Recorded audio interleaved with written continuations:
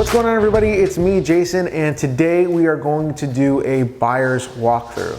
The reason I do these things before we're even done with construction is genuinely because I like to get feedback. I like to hear people's ideas. I like to hear what people are thinking when they see the home, especially when things aren't completely finished. This gives me a really good sense for what I might be up against when we're actually going to the market.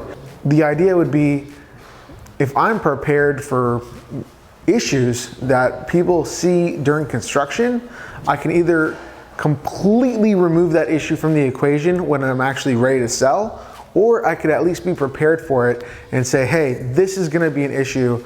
Are you sure you wanna see the house? Or, you know, we have to price differently because that's an issue. Let's see what they say about this little tour that we're gonna do with them. Front is like place. They don't need a lot of space, just like a little. I mean, listen, I got 3. They don't need any space. I think mine are all tucked in the basement. Right. Bring them food every now and again. They don't need any vitamin D. My wife didn't get that on camera. My wife didn't hear this video. Yeah, so this will be a smaller laundry room, but yeah. What's this? Lounge space. Okay.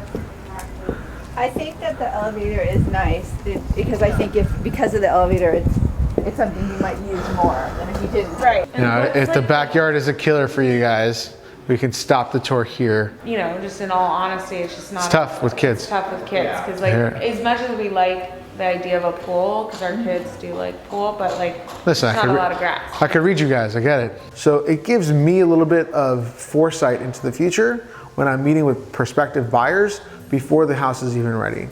Now, if they end up deciding to buy the house, that's even better. It's great. It helps me with a lot of costs associated to closing. Closing definitely gets lowered. Staging doesn't have to happen.